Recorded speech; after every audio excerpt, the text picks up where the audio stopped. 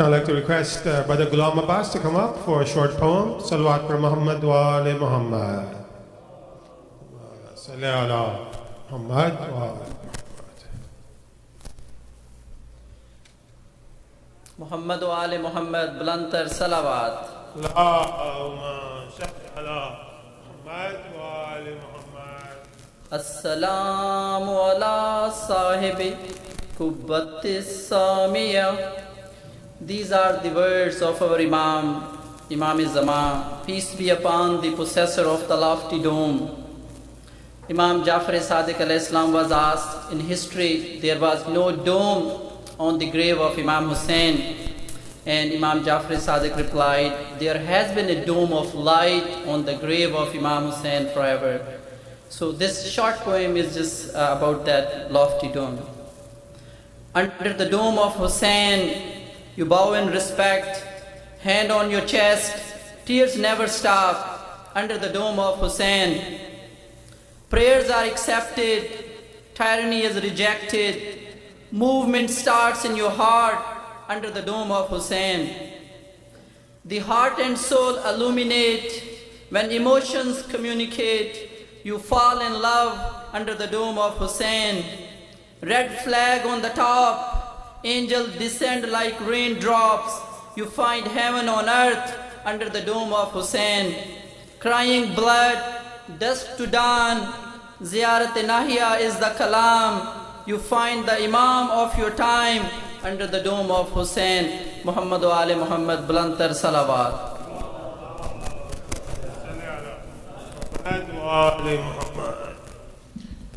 Thank you, Brother Ghulam Abbas, for those short poems. And now, inshallah, we're waiting for Maulana to arrive momentarily. As we do so, are there any young ones who would like to read a surah for us? Okay, come on.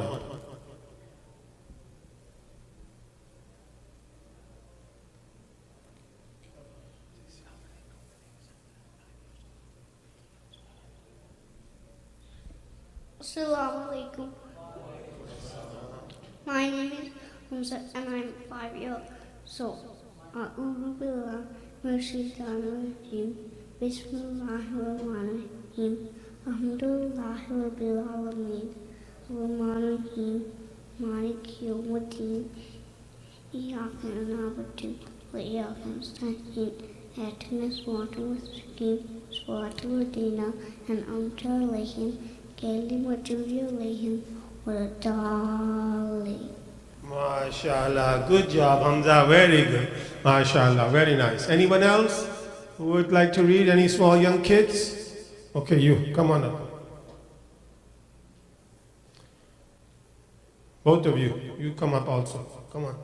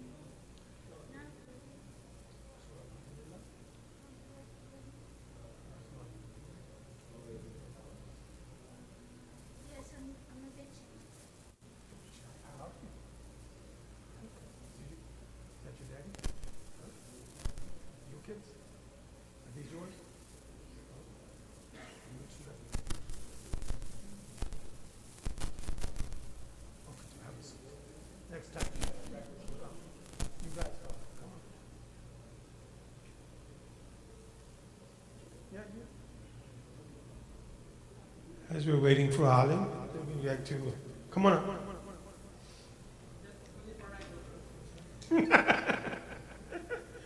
All right. What's your name?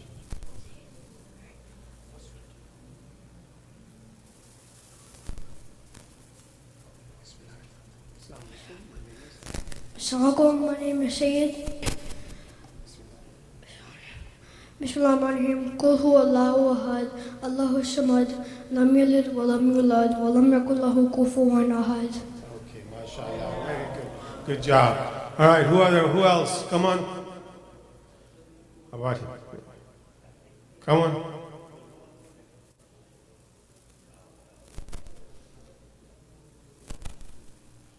No? All right, while we're waiting for Maulana, does anybody have any questions regarding any of the fundraisings that we did the last couple of nights? Any questions? Dr. Shah is here.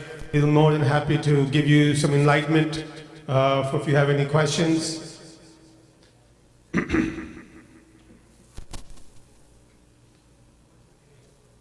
How much have you raised? We have to ask Dr. Brother Shirazi Bhai.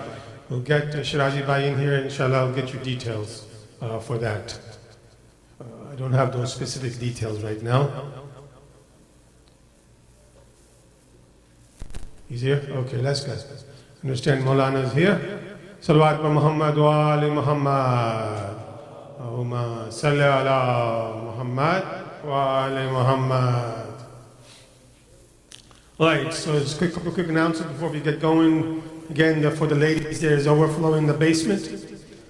So please take advantage of that if you need some extra space with the young kids. If anyone would like to make any contributions towards the nightly Niyaz programs, you can see me, Brother Jafar Rizvi. There's a credit card machine out there in the hallway. You can make contributions towards that, or Sister Taysin or Masuma Shirazi can help you as well from the sister's side. Also, I'd like to request that all of you put your cell phones on silent so we don't disturb the majlis as it's going on. And kindly, lastly, please kindly move up as much as you can, as we're expecting a large crowd tonight. Inshallah, after the majlis, there'll be alums coming in from the back, so please kindly move up so we can have proper majlis etiquette. Without further ado, I'd like to request Maulana to take the member. Salawat wa Muhammad wa ali Muhammad. Allahumma salli ala Muhammad wa ali Muhammad.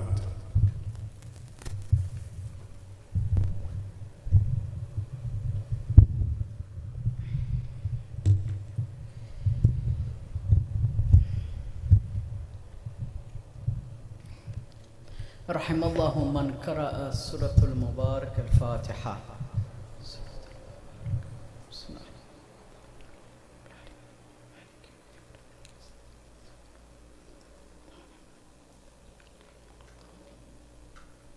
أعوذ بالله السميع العليم من اللعين الغوي الشيطان الرجيم. بسم الله الرحمن الرحيم وبه نستعين والحمد لله رب العالمين والعاقبة للمتقين والصلاة والسلام على خيرة خلق الله أجمعين وهو رحمة الله للعالمين وهو ابن قاسم المصطفى محمد.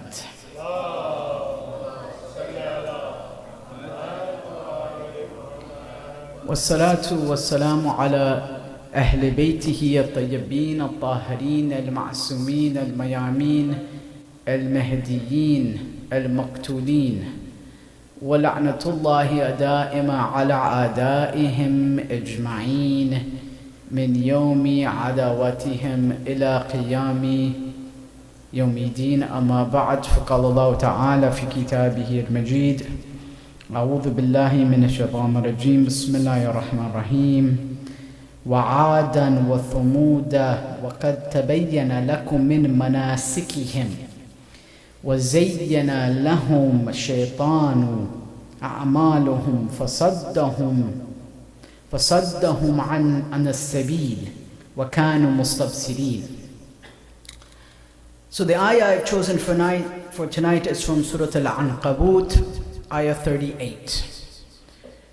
Where Allah Azza wa Jal subhanahu wa ta'ala provides for us a little bit of information about the Ad and Thamud.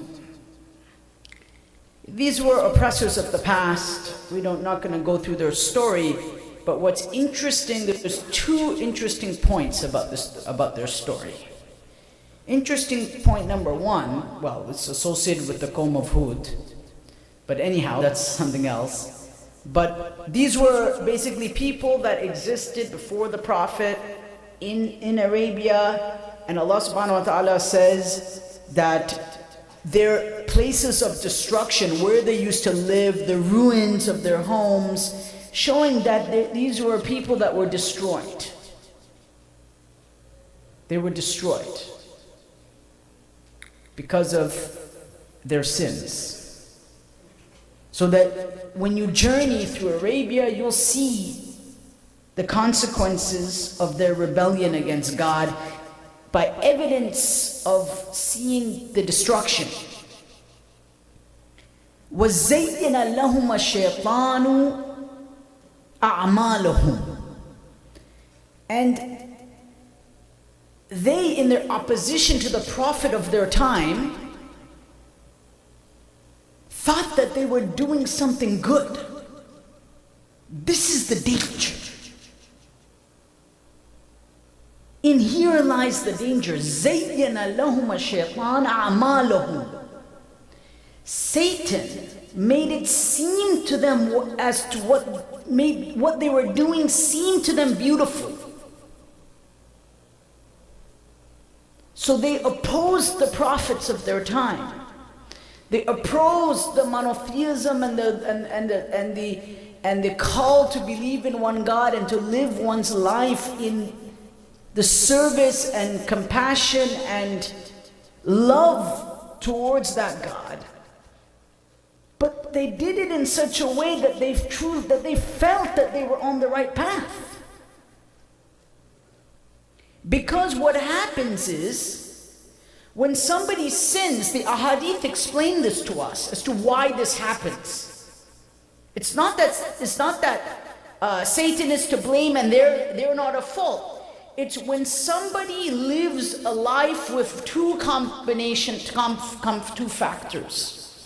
Number one, they are ignorant.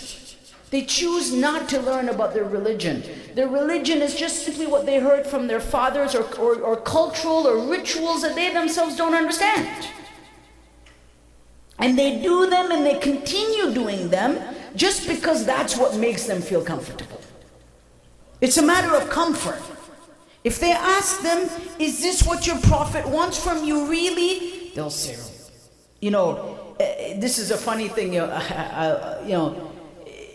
in Gujarati they would say, but I mean, not a Gujarati audience here, but they would say, Maulana nu kaam chhe. This is the work of the Maulana, not mine, why are you asking me this? Or, oh man, that's a philosophical question. That's because you're a jahil. That's not a philosophical question. You need to know that. That's your religion. No one's asking about a masala of ijtihad.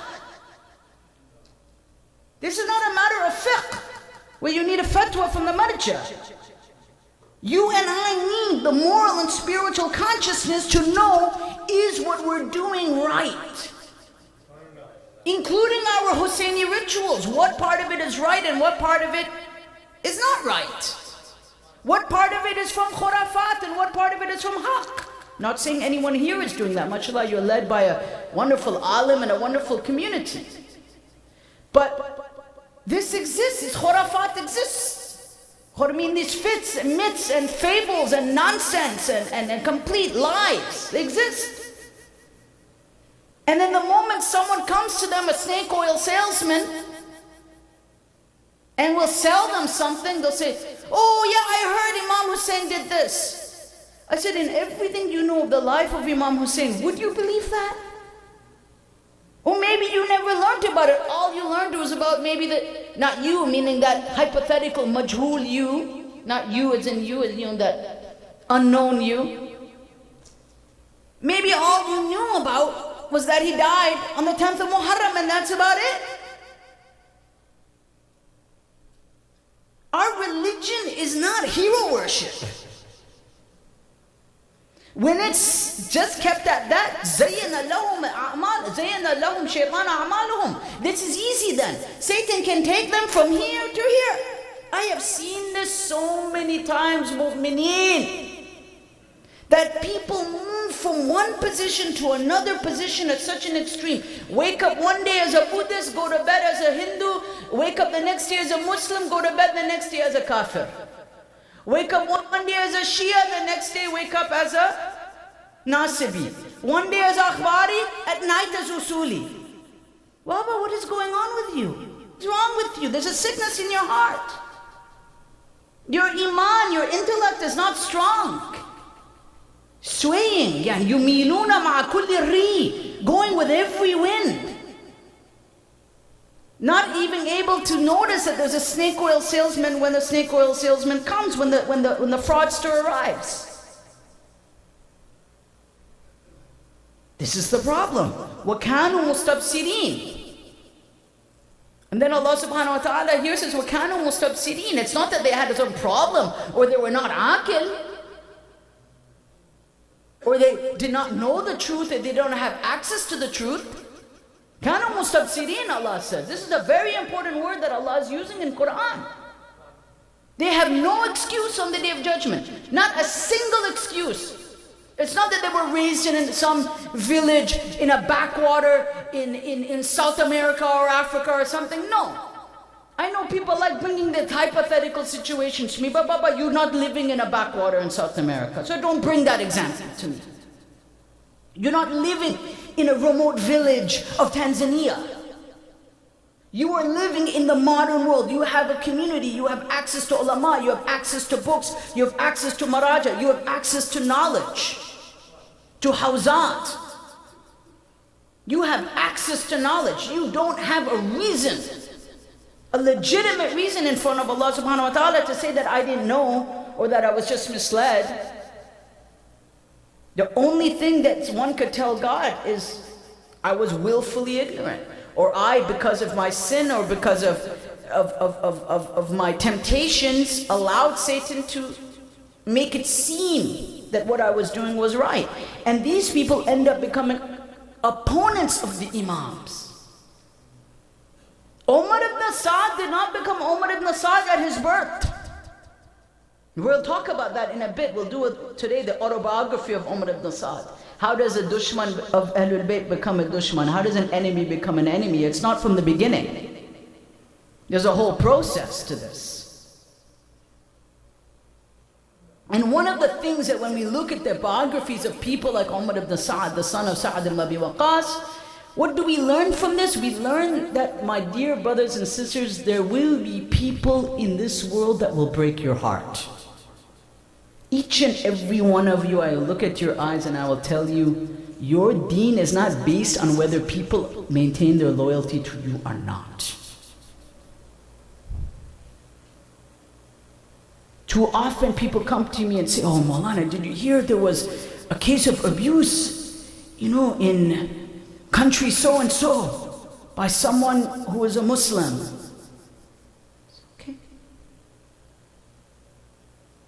People who father of Quran can execute the grandson of the Prophet. Human beings are human beings wherever they are. Some are good, some are bad. Some are confused. Your iman is not determined as to whether people are good or bad around you. Our connection to Allah subhanahu wa ta'ala is not dependent on whether we feel our government is good to us or not. Even if that government claims to be an Islamic government. Too many times I meet people, oh, but I'm from a country that claims it's an Islamic government. So now this person is saying, I have chosen to not be religious. I choose to have a dog and drink and na'udhu and all these things because I was treated X, Y, and Z by my government. And that government is a Muslim government. The government claims to follow the Quran, and so I'm going to blame them by me keeping a dog at home to intentionally show everybody that now they hate Islam. What a ridiculous way of thinking. What a nonsensical, backwards way of thinking. If that was the case, then every qawm of every prophet would have been, they've had enemies, and every prophet and every imam, na'udhu billah, would have gone down that kind of road, or the great companions like Ammar ibn Yasir would have gone down that road. Ammar ibn Yasir was all alone. How many times?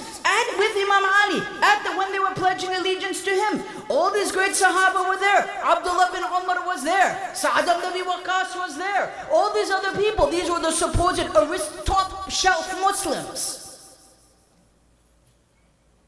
Oh, Ali, we're with you. Then when they needed them, they weren't there. Broke his heart time and time again. Ammar ibn Yasir did not leave Imam Ali because Sa'd ibn Abi Waqqas couldn't keep his word. Ammar ibn Yasir stayed with Imam Ali till his death. Ammar ibn Yasir's iman was not not determined as to Saad keeps his promise, or Abdullah bin Umar keeps his promise, or Abdullah bin Zubayr. No. Your iman, your connection with Allah is not based on whether other people or the government or even the Maulana keeps their promise. It's you and God. And the allegiance to the Imam of your time. And sometimes you may find yourself alone. That's the nature of this world. Allah makes that clear in the Quran. There will be times in our life where we won't have friends. And if we're looking to have friends, and that's the condition for us believing in God and walking on the path set out to us by the 14 Ma'asumeen, then we are in for a big disappointment. That's the nature of this world. A mu'min has to have this maturity and sobriety and sense of mind. This is what the Quran tells us again and again. Kana mustabsirin, the Ad and Thamud knew what they were doing. They have no excuse. We have to train our kids to be resilient.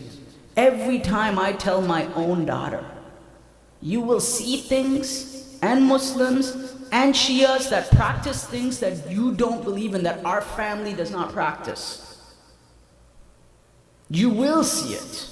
You will be exposed to it. You will hear things. But that doesn't determine you who you are in front of Allah. You can't let that affect you. You have to be resilient. You have to be strong, and we have to raise resilient children who are strong in their iman, in their commitment to the Imam, with or without the majority of their community, with or without the majority of the people around them. If they're there, they're there. If they're not there, they're not there. Khalas. We have to raise resilient kids. This is what the whole story part of Karbala teaches us, is resilience. Look at the life of Imam Ali. The people that turned against him, Aisha, Abdullah bin Umar, or at least didn't stand by him when he needed them, Abdullah bin Zubayr, Sa'ad ibn Abi Waqqas, these were the who's who of the community. This is the equivalent of, you would say, the presidents of all the Jamaats of the time, the aristocracy of the Muslims, the top shelf they call them, the ones guaranteed Jannat, allegedly by hadith in other books, not from Ahlul Bayt. These are the people who let him down when he needed them most. Forget about Khawarij, that's a different story. Salman did not leave, Ammar did not leave, Abu Dhar did not leave, Qambar did not leave, Muhammad bin Abi Bakr, the son of Abu Bakr, did not leave Imam Ali's side. Even when his own sister was fighting against him at Harb al-Jamal, Jang al-Jamal, isn't it? Muhammad bin Abi Bakr, the brother of Aisha, did he collapse into tears and say, oh my God, my sister is there, what do I do now, Imam, I'm going to sit this one out, sorry, I'm out. No. Muhammad had to fight his own sister at Jamal, in the submission to his Mawla and his master and the hujjat of his age. This is history, it's not Shia or Sunni history. Any book of Islamic history, go and open it. Islam 101, you will read it. This is not Sunni or Shia history, this is facts. This is not sectarianism, this is facts. Muhammad didn't complain to Imam Ali. He says, oh Imam, look, my sister is there, I'm having second thoughts. Do you mind if, I'm with you up to this point? Abdullah bin Umar did the same thing with Imam Ali. Sa'ad ibn Abi Waqqas, Umar ibn Sa'ad's father, did the same thing. Where do you think Umar ibn Sa'ad learned this behavior from?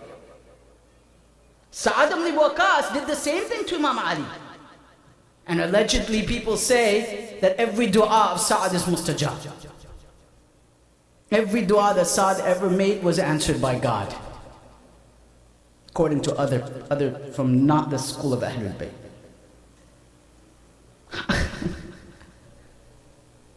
So you know what Sa'ad ibn Abi Waqqas tells Imam Ali? This is again this issue of resilience. Listen to this.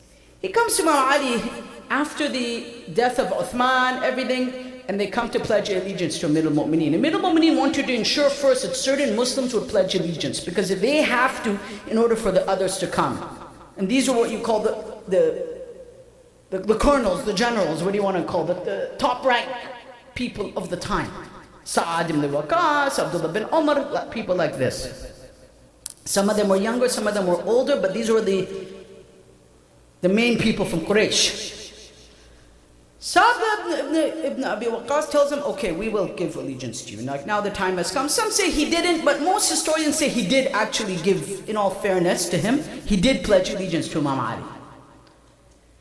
But when the time came of people fighting Imam Ali, he says, because the other side are Muslim, Ali, my bay'ah is conditional, so now I'm going to sit this one out.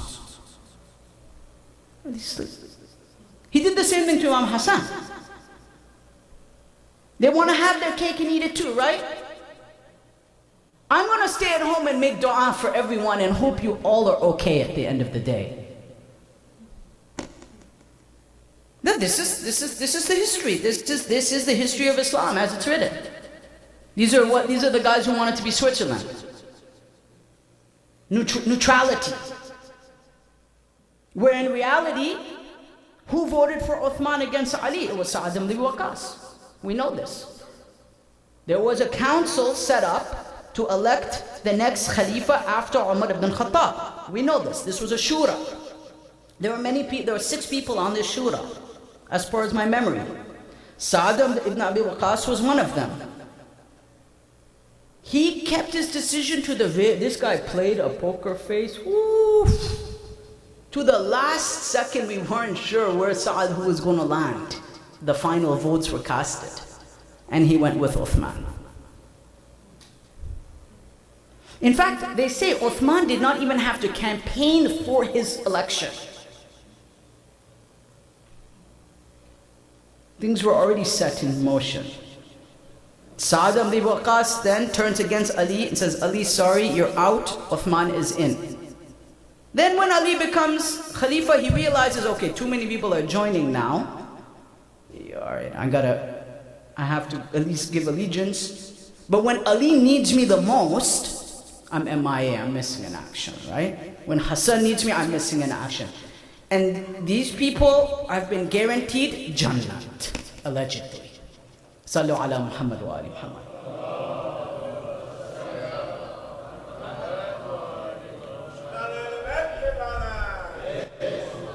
My point is resilience, my dear brothers, resilience. If tomorrow your buddy next to you takes a different way, is your commitment to the Imam of your time reliant on your buddy?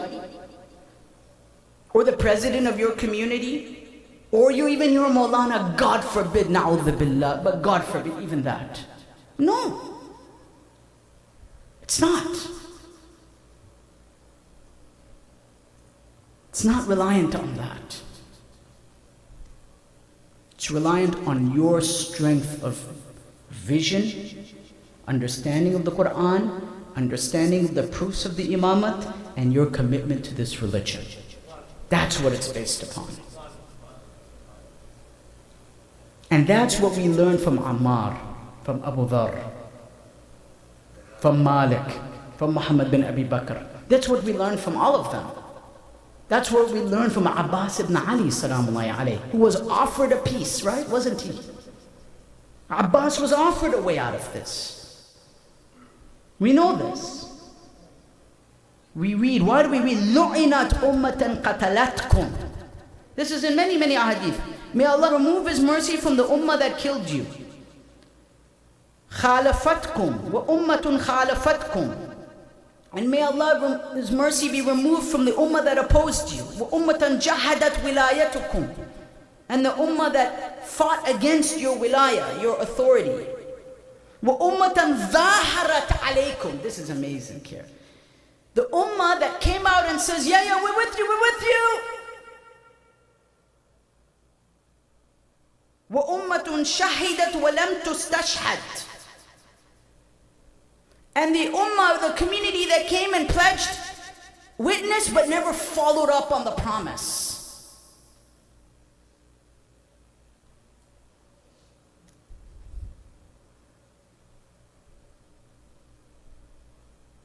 These are the people that Allah removes His mercy from them. Sallu ala Muhammad wa ali Muhammad.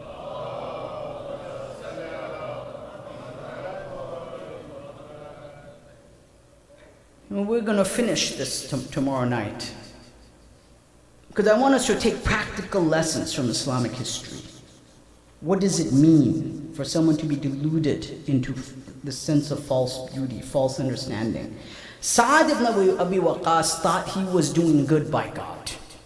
I honestly perhaps think deep down he may have been convinced that he was okay in not supporting Ali. Maybe.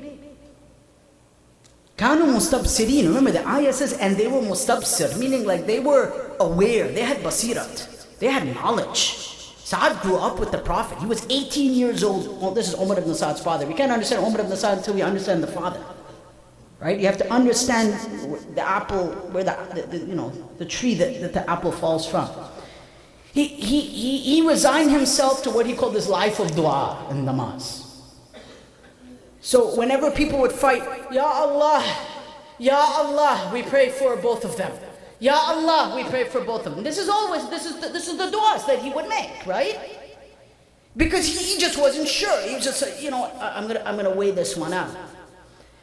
But the problem, what happens is here, that means that Ali, salamullahi alayhi, and Muawiyah are on the same level. What is the conclusion of that? If one cannot choose between Muawiyah and Ali, what does it say?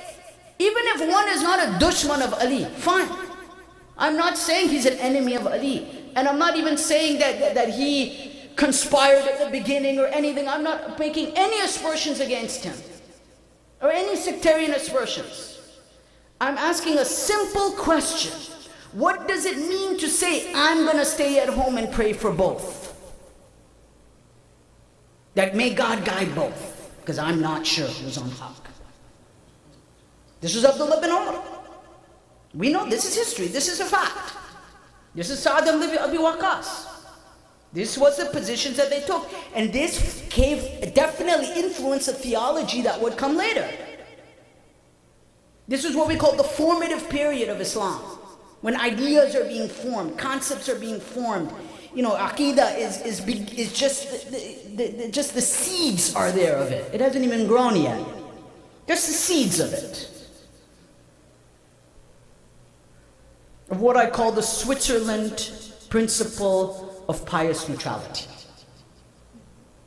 That's what it is, pious neutrality. I'm not even saying the person is this or that, pious neutrality. You decide what you want.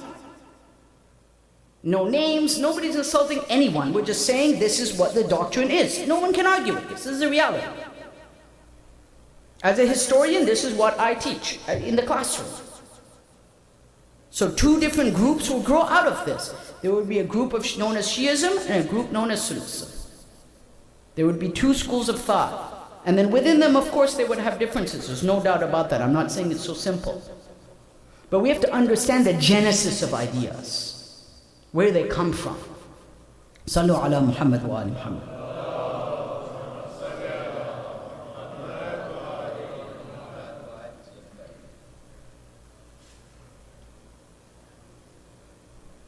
So, also, it is not a coincidence that Sa'ad was from the Umayyad clan. Forgot to put that one in there too. I think that's kind of an important point. That Umar ibn Sa'ad was a Qurayshi, but from the clan of Umayyads. And somehow his father's du'as, as I said, I still can't get over that. Every single one is mustajab apparently. So he was a real dua maker when he was at home while Ali needed him. So anyways, this is known as everyone just try your best. Ali tried his best, Muawiyah tried his best. We don't know who's right. and we don't take any position. So now let's come to the son. What happened to the son? Oh, by the way, Osama bin Zayd took a similar position as well. This is not only Sa'ad ibn Abi Waqqas, Abdullah bin Umar, Osama bin Zayd. If you're interested in this more, go and read the book Succession to Muhammad, published by Cambridge University Press by Wilfred Madelung, the famous Oxford historian who passed away, I think, just 2 years ago, or a year ago. Cambridge University Press, Succession to Muhammad by Wilfred Madelung. A lot of these things are discussed there. We don't agree with everything in there, but the general things are there as well. So people don't think, oh, I'm coming and bringing sectarianism and confusion. No. This is an academic text published in major universities like Cambridge University. Sallu ala Muhammad wa ali Muhammad.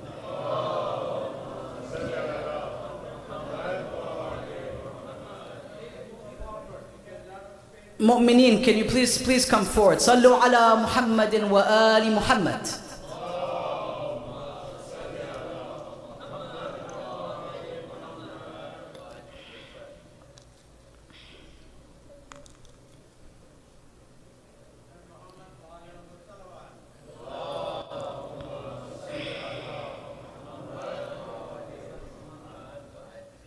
Now, I have a lot more I want to get through, but we will continue it tomorrow, inshallah. Except I will mention one point to you tonight. I mean, itching to go more, but I know we can continue it tomorrow. Because there's some real nuggets of information to be dropped. Umar ibn Sa'ad grew up with Imam Hussein. You have to understand one thing. These guys grew up together. See, you guys sitting next to you, maybe you're friends, right? Maybe some of you are friends. That's how Umar ibn Sa'ad grew up with Hussein ibn Ali. Put that in your mind for a moment. They saw the Prophet. They grew up together. Actually, I'm not sure, did Umar ibn Sa'ad see the Prophet? He may or may not have, but more or less they were of similar age. But they grew up together. They were of a similar generation. They were the sons of companions. Who were they? Abdullah bin Umar, Osama bin Zayd, Abdullah bin Abbas, Umar ibn Sa'ad, Hussein ibn Ali, Muhammad ibn Hanafiya, Hassan ibn Ali. All grew up together. You see? Ammar ibn Yasir, and then his, Muhammad bin Abi Bakr came slightly later. But these people grew up together. Think of the resilience that it takes when so many of the people who you grew up with, like you grew up in the Idara, let's say. Think of the psychology. I want this to register with you. You grew up in this Idara. Many of you have been coming here since you were children. And you know some of these brothers since they were in diapers, and since you both were in diapers. And a time would come where you have to choose between your Imam and the person you've known your entire life. May not have been friends, but you've seen him pray, recite the Quran, gone for Hajj together. This was the situation of Hussein and Umar ibn Sa'ad. And then what? And Muslim ibn Aqil.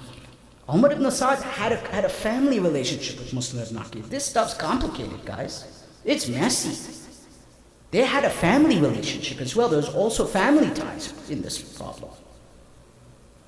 Think of what it takes in the face of all of that to stand on a side that is so few when you see everyone on the other side of your own friends and even family on the other side.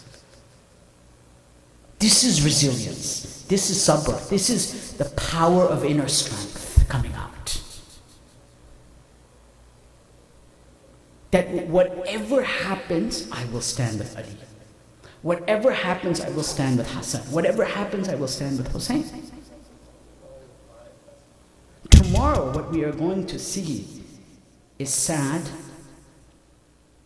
but not shocking.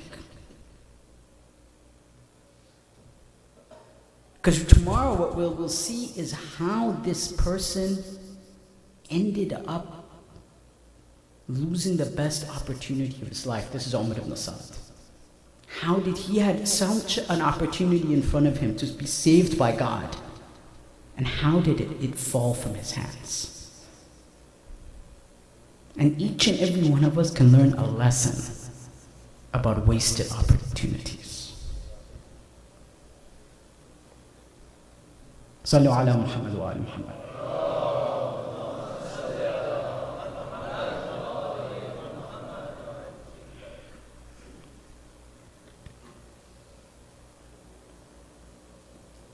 But one of those men that was so resilient and strong, who never gave up, despite the fact, as I said, he was offered amnesty, was the one known as the Saqi of Karbala. Right? He was the one who was the water bearer of Karbala. He didn't give up.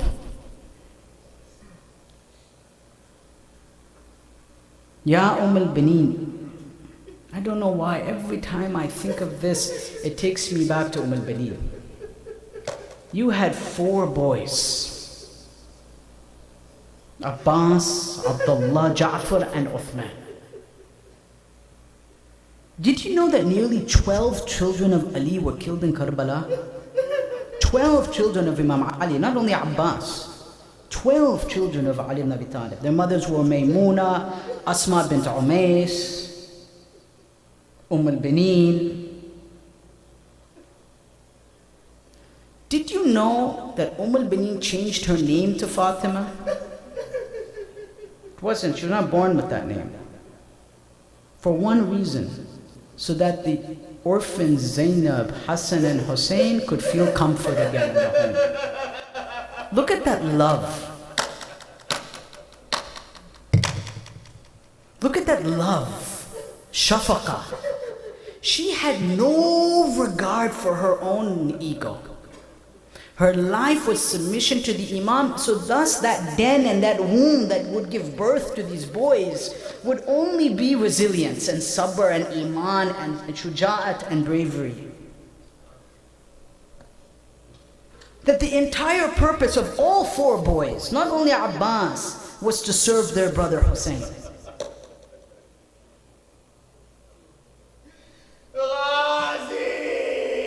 But Abbas was Sahibul Liwa. He was the one that was holding the flag. He was the one that whenever the children needed something, especially say the Sakina, they would turn to Abbas. That's why he was known as the water bearer, right?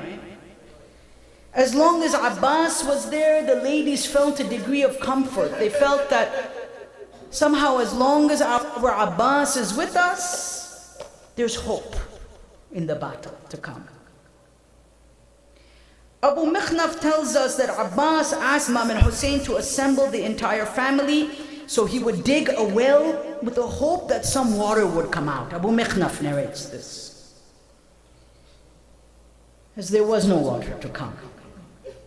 So now everyone is lost. Because Abbas is Sahibul Liwa, right? He's the holder of the flag, right? Imam goes with Abbas towards the Furat. They are blocked. An arrow was fired by al-Darimi at al-Hussein, landing in the shoulder of Imam Hussein alayhi salam. Abbas now basically tells Hussein ibn Ali, I have to go. It is not safe, my brother. It is not safe for me to go forward now. So I want you to imagine, they just need water. They're dying of water. The children are crying for water.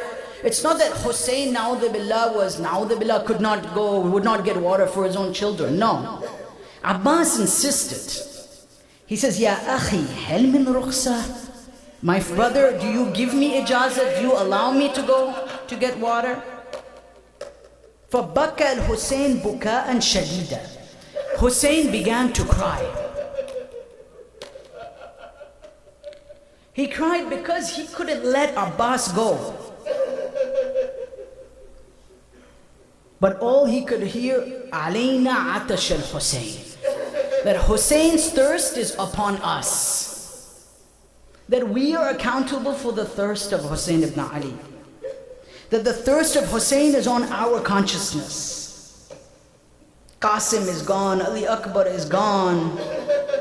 He turns to Abbas and he tells him, Ya akhi, anta sahibul liwa'i.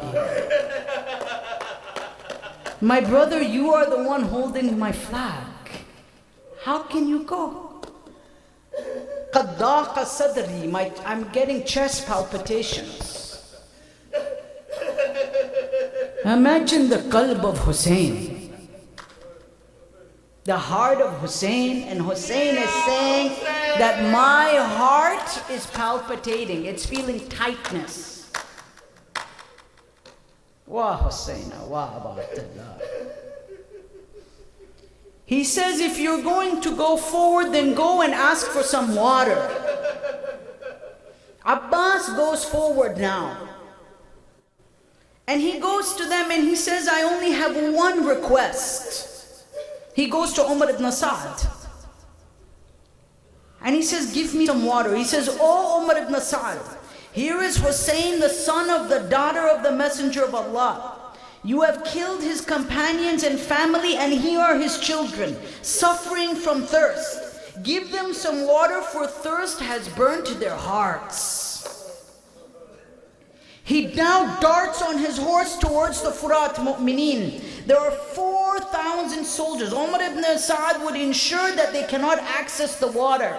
So he's positioned 4,000 soldiers to block the way towards the river. However, Abbas found a way around to reach the Furat. As he reached the glistening water of the Furat, for which the milk of the mothers have dried up, he looks at the water and he bends down and he puts his hand in it and he says, after him you should amount to nothing. Ya nafsi min ba'd al-Hussein honi. Here is Hussein nearing his end while you drink of cool water. Of course, Abbas did not drink water, but he's speaking to his own nafs. Look, think of the marifat of Abbas. Abbas is speaking to his own soul. Think of the marifat of Abbas. He's speaking to his own heart. He fills the water bag up, mu'mineen. And he begins darting back to the tent of Hussein. Each gallop is a sense of urgency after urgency after urgency. فَقَطَعُوهُ عَلَيْهِ الطَّرِيقِ. The riwayat says, and they cut the path off from Abbas alayhi salam. فَأَحَاتُوا بِهِ مِنْ كُلِّ جَانِبٍ. And they surrounded him from every corner. And now, Ya Abbas, what do they do? Mu'mineen, shall we relate? Ya Azadar Hussein. They begin firing arrows from every point. From every corner, from right, from left, from front, from back. Abbas is being showered by arrows. And as those arrows are being showered upon a Nawfal al-Arzaq, now comes towards the right hand of Abbas, and he cut the right hand of Abbas off. Abbas transfers the water back into his left hand, alayhi salam. Ya Ghazi Karbala now has the water bag in his left hand. He says, Wallahi, if you cut off my right hand, I shall forever protect my religion. I shall forever be truthful to my Imam. But as he continues to ride, Hakim bin Tufail is hiding behind a tree. He jumps out like a coward and cut the left hand off of Abbas. Abbas is now carrying the water bag with his mouth. Bi'asnamihi, with his teeth holding on to the water bag.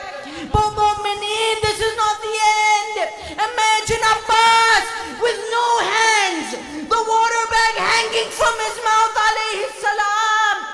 And now they fire another arrow. Where does the arrow land, mu'mineen? Shall we narrate where the arrow lands? The arrow lands in the water bag of Abbas. The water now spills over his chest. With no arms, Abbas could not defend himself. He couldn't even hold his horse anymore. He put his sword, he had tried to even have his sword in his mouth. They could not reach there. They continued firing arrows. They continued firing lances. فقاتلهم قتالا شديدا. fight. He was just a man moving his feet on the horse. What can a man do with no arms? How can he defend himself, mu'mineen? فوقع العباس على الأرض. Abbas falls onto the ground. The blood is coming out, and he says, أدرك أخاك الغريب. Oh, my brother, help me.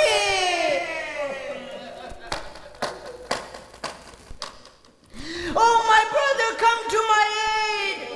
عليك مني السلام يا أبا عبد الله. Abu Abdullah now hears the screams and he comes out. Shall we narrate what Abu Abdullah does, mu'mineen? He says, Wa Abasa, Wa Abasa, Wa Muhjata Qalba. Oh, my heart, I'm coming to you, Abbas. I'm coming to you, Abbas. He's screaming.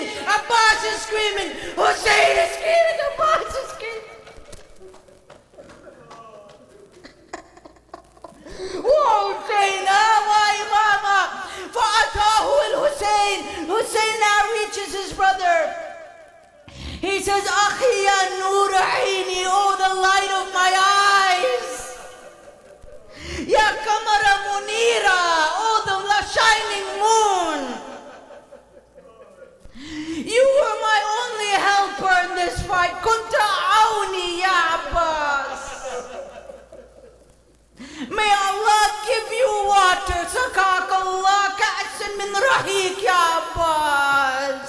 Imagine the dua of Hussein. May Allah give you water يا عباس. Not Hussein, not Rasulullah. Allah Azza wa Jal subhanahu wa ta'ala. Imagine the qeemat of the dua of Hussein ibn Ali mu'mineen. سقاك الله كأس من رهيق يا قمر منيرة. Oh, the moon.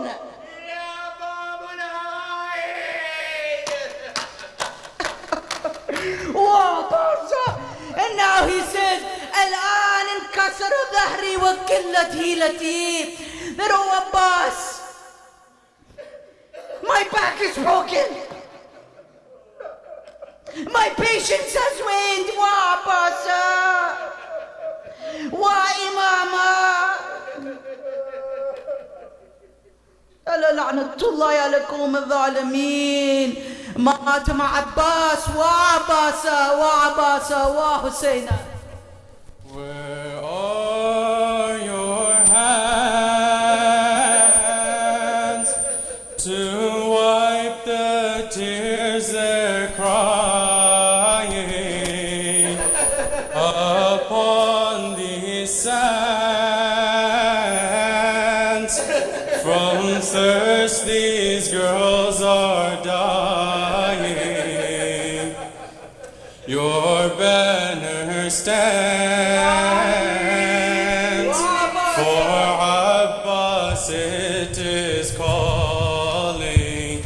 Where are your hands?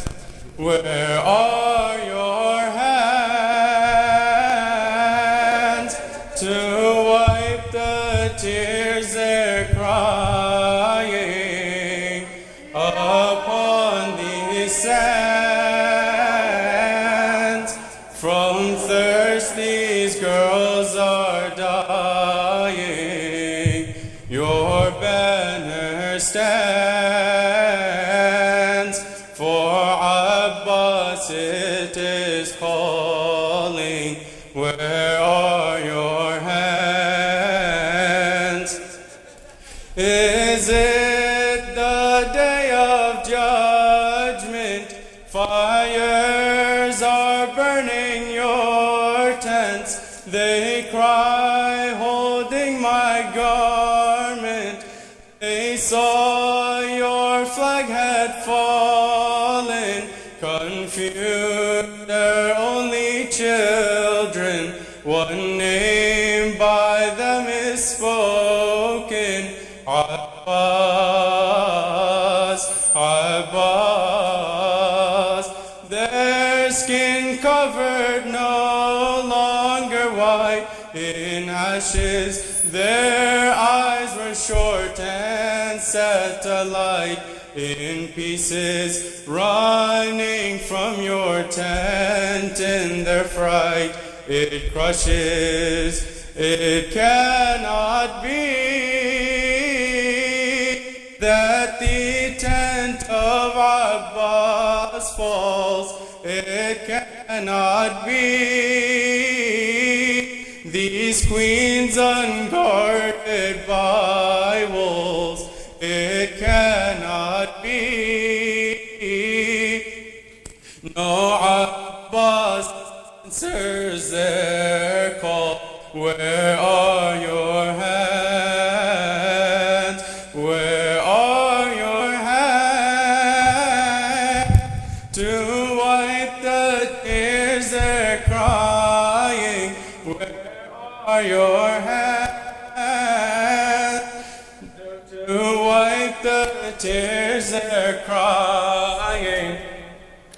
The last thing they remember on his horse, their flag bearer, leaving to bring them water. Auntie, has he not come back? Our tongues from thirst have turned black. They faint resting on my back. Abbas, Abbas, how many have tugged on my dress? Oh brother, I raise my hands, may Allah bless them. Water in the form of our courageous flag bearer. Where are your eyes to gaze upon our anguish? Where are your eyes to watch the fires flourish? Where are your eyes whose sight makes despair vanish? Where are your eyes? Where are your hands to wipe the tears they're crying? Where are your hands to wipe the tears they're crying? Could it be that your two palms that ripped apart all our hands are not attached to your arms? Could it be that an arrow has broken your sister's bone, and blood from your eyes would flow? Abbas, Abbas, did your body fall to the ground? It's shaking from Hussein's back. I hear a sound, it's breaking. Has our uncle Abbas been found? They're asking, Lord, give him wings to fly towards these children. Lord, give him wings, carrying water with him.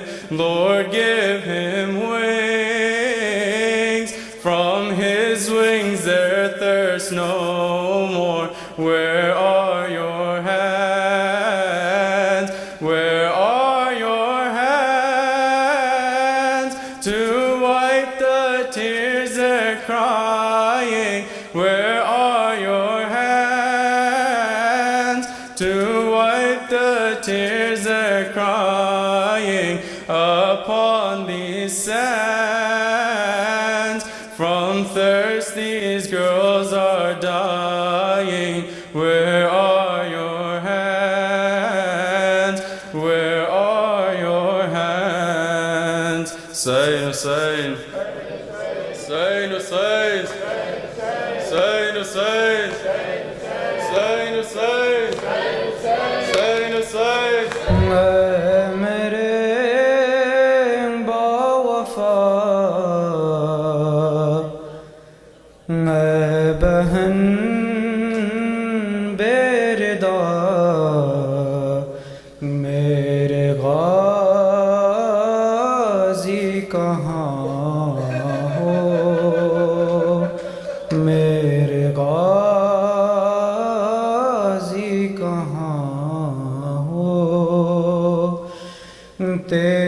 जागीर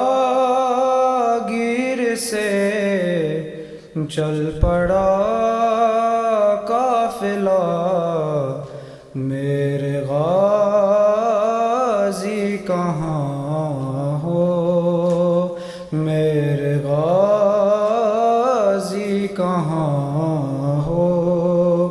तुझको देखे बिना चैन आता नहीं, नोके Neza पे sir तेरा मिलता नहीं।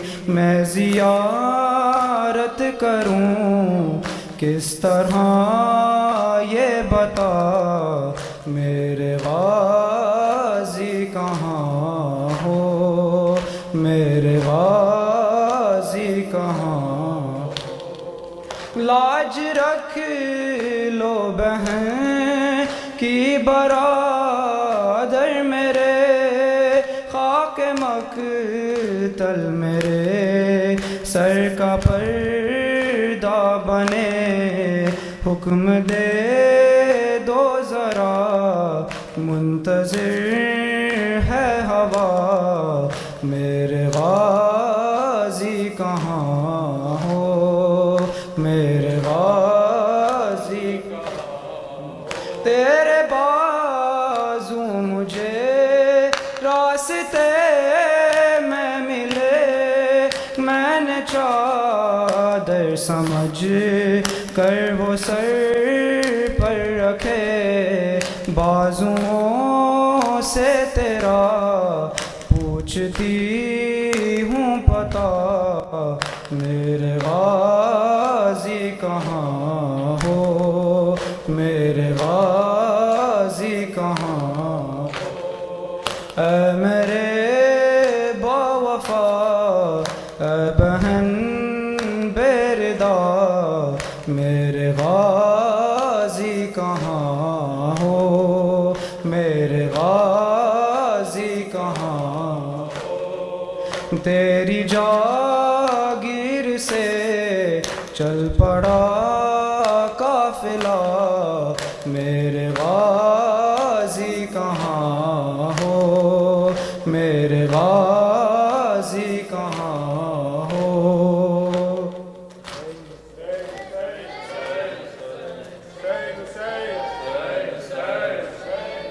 Hussein, Hussein, Hussein, Hussein.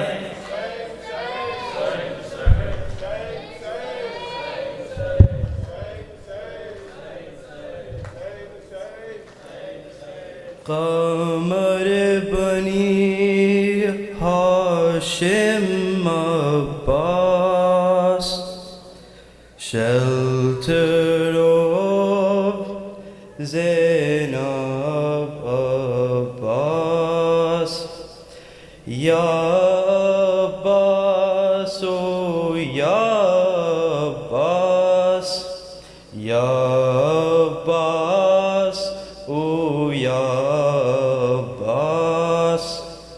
Qamar Bani Hashim Abbas, shelter of Zainab Abbas, Ya Abbas, oh Ya Abbas, Ya Abbas, oh Ya Abbas. Qamar Bani Hashim Abbas, shelter of Zainab Abbas, Ya Abbas, oh Ya Abbas, Ya Abbas, oh Ya Abbas. Pride of Amir al-Mu'mineen, Lion of al-Baneen. Pride of Amir al-Mu'mineen, Lion of al-Baneen. Lion of al-Baneen. Who can be brave as you, Mawla? Can be brave as you, Mawla? Who can your loyalty surpass? Ya Abbas, oh Ya Abbas, Ya Abbas, oh Ya Abbas.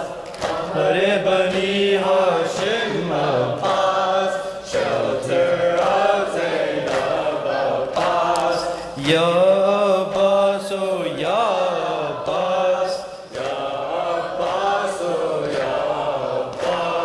You are the Ghazi of Al-Qama, the ultimate Sultan of Wafa. You are the Ghazi of Al-Qama, the ultimate Sultan of Wafa.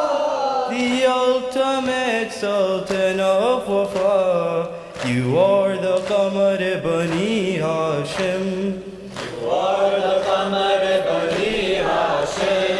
Who can match your strength and class? Ya Abbas, oh Ya Abbas, Ya Abbas, oh Ya Abbas, Qamar Bani Hashim Abbas, shelter of Zainab Abbas. Ya Abbas, oh Ya Abbas, Ya Abbas, oh Ya Abbas. No scholar in history could fathom your mystery. No scholar in history could fathom your mystery. Could fathom your mystery. Firm as iron, soft as snow. Firm as iron, soft as snow. शेर जरी कल्बे हसास. या अब्बास, ओ या अब्बास, या अब्बास, ओ या अब्बास, कमर बनी Hashim Abbas, shelter of Zainab Abbas. Abbas, o ya Abbas, ya Abbas, o ya Abbas. One Abbas Karbala versus all of Ashqiya. One Abbas Karbala versus all of Ashqiya. Versus all of Ashqiya. Kuja akhi of Imam Zaman. Kuja akhi of Imam Zaman. Kuja the shar of jinn wan nas. Ya Abbas, o Ya Abbas, Ya Abbas, o Ya Abbas, Qamar Bani Hashim Abbas, shelter of Zainab Abbas. Ya Abbas, o Ya Abbas, Ya Abbas, o Ya Abbas. Said Abbas unto Hussein, with you Mawla till the end. Said Abbas unto Hussein, with you Mawla till the end. With you Mawla till the end. In this Laylatul Ashura, in this Laylatul Ashura, Aqa, your haqq is clear as glass. Ya Abbas, o Ya Abbas, Ya Abbas, o Ya Abbas, Qamar Bani Hashim Abbas, shelter of Zainab Abbas. Ya Abbas, o Ya Abbas, Ya Abbas, o Ya Abbas. Sham Ghariban Karbala, helpless orphans Ashqiya. Sham Ghariban Karbala, helpless orphans Ashqiya. Helpless orphans Ashqiya. Where are you, Ammu Ghazi? Where are you, Ammu Ghazi? Cry Sakina, Haye Pyas. Ya Abbas, o Ya Abbas, Ya Abbas, o Ya Abbas, Qamar Bani Hashim Abbas, shelter of Zainab Abbas. Ya Abbas, o Ya Abbas, Ya Abbas, o Ya Abbas. Hussein, Hussein, Hussein, Hussein, Hussein, Hussein, Hussein, Hussein, Hussein, Hussein! Hussein, Hussein! Hussein, Hussein! Hussein, Hussein! Allahumma salli ala Muhammad wa ali Muhammad. Please kindly get ready for Salat. We'll have a Salat Azan in about 3 or 4 minutes. Please do wudu if you need to do so. If you'd like to make contributions towards the nightly niyaz, you can see me, Sister Masuma Shirazi, Sister Tehseen, or Brother Jafar Rizvi. Give you details.